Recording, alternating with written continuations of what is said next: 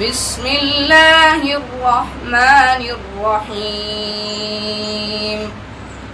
قل فلله الحجة البالغة فلو شاء لهداكم أجمعين قل هلم شهداءكم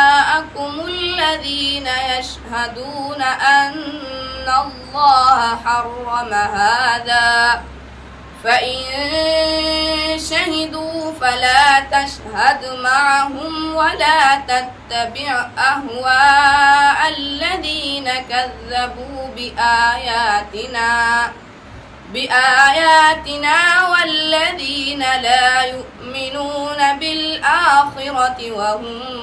بربهم يعدلون قل تعالوا أتل ما حرم ربكم عليكم ألا تشركوا به شيئا وبالوالدين إحسانا ولا تقتلوا أولادكم من إملاق نحن نرزقكم وإياهم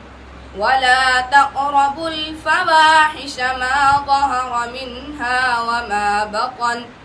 ولا تقتلوا النفس التي حرم الله إلا بالحق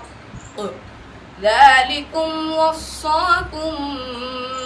به لعلكم تعقلون